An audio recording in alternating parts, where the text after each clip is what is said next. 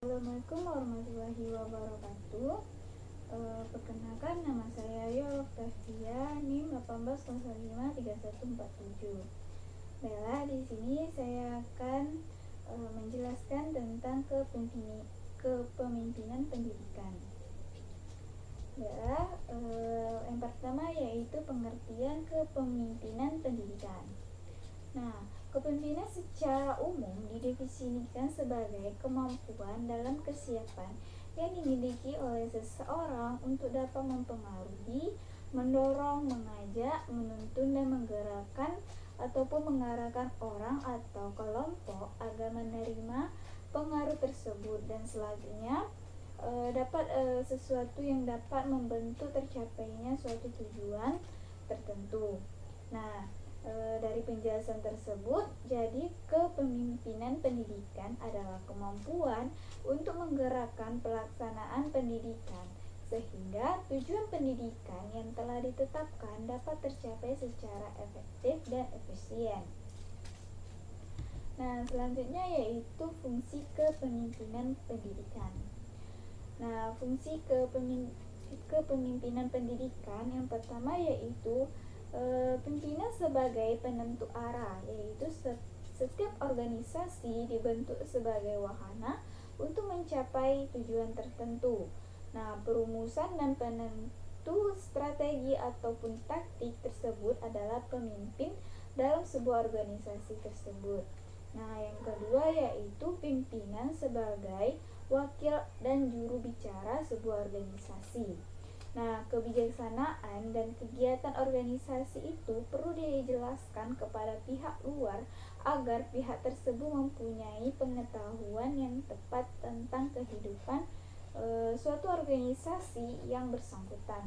Nah, yang ketiga yaitu pimpinan sebagai komunikator yang efektif.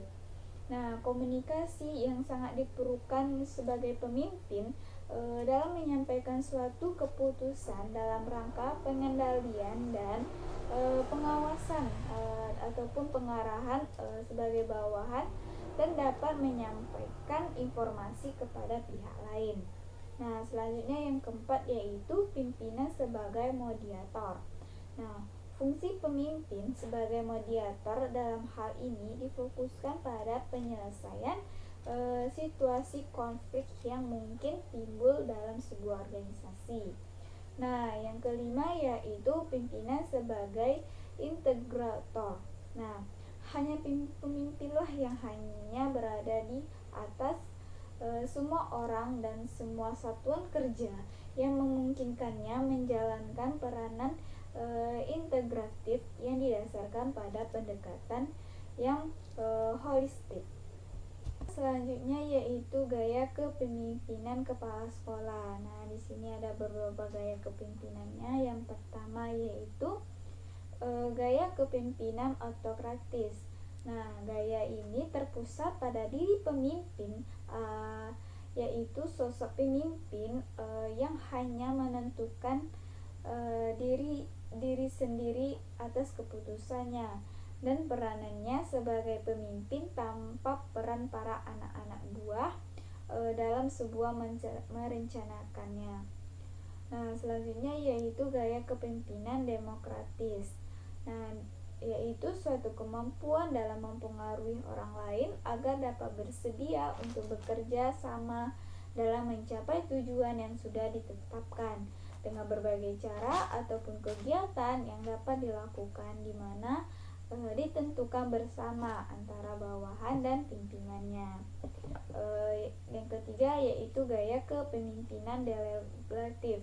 Nah, gaya kepemimpinan ini memiliki ciri-ciri yaitu pemimpin akan jarang dalam memberikan arahan, pembuatan keputusan akan diserahkan kepada bawahannya, dan anggota organisasi tersebut dapat diharapkan bisa menyelesaikan segala permasalahannya sendiri. Nah, selanjutnya yaitu gaya kepemimpinan moralis. Nah, gaya kepemimpinan ini memiliki kelebihan dari gaya pada umumnya. Nah, mereka hangat dan sopan untuk semua orang Nah, mereka mempunyai empati yang tinggi terhadap segala permasalahan dari para bawahannya, dan juga sabar, murah hati, dan segala bentuk kebijakannya ada dalam diri pemimpin tersebut. Nah, selanjutnya yaitu gaya kepemimpinan administrasi. Nah, gaya kepemimpinan tipe ini akan terkesan kurang inovatif dan terlalu kaku dalam memandang aturan. Nah, sikapnya sangat konservatif serta kelihatan sekali takut di dalam mengambil resiko, dan mereka cenderung akan mencari jalan yang aman. Nah, selanjutnya yaitu gaya kepemimpinan analitis. Nah, dalam gaya kepemimpinan tipe ini biasanya untuk pembuatan keputusan didasarkan pada suatu proses analisis, terutama analisis logika dari setiap informasi yang didapatkan. Nah, selanjutnya yaitu gaya kepemimpinan asertif. Nah, gaya kepemimpinan ini yaitu bersifat lebih agresif dan memiliki perhatian yang sangat begitu besar pada suatu pengendalian personal dibandingkan dengan gaya kepemimpinan yang lainnya. Nah, selanjutnya yaitu gaya kepemimpinan entrepreneur. Nah, gaya kepemimpinan ini sangatlah menaruh perhatian pada kekuasaan dan hasil akhir serta kurang mengutamakan untuk kebutuhan akan kerjasama. Nah, gaya kepemimpinan ini biasanya akan selalu mencari pesaing dan akan menargetkan standar yang tinggi. Nah, selanjutnya kita masuk ke gaya kepemimpinan visioner. Nah, kepemimpinan visioner ini merupakan pola kepemimpinan yang ditunjukkan untuk bisa memberi arti pada kerjasama dan usaha yang perlu dijalankan secara bersama-sama oleh para anggota perusahaan dengan cara memberikan sebuah arahan dan makna pada suatu kerja dan usaha yang dilakukan. Nah, itu berdasarkan dengan visi yang jelas. Nah, selanjutnya yaitu gaya kepemimpinan situasional. Nah, gaya kepemimpinan ini yaitu inti dari teori kepemimpinan ini adalah bahwa suatu gaya kepemimpinan seseorang pemimpin akan dapat berbeda-beda tergantung dari seperti pada tingkat kesiapan para pengikutnya. Selanjutnya yaitu gaya kepemimpinan militeristik. Nah, tipe pemimpin ini seperti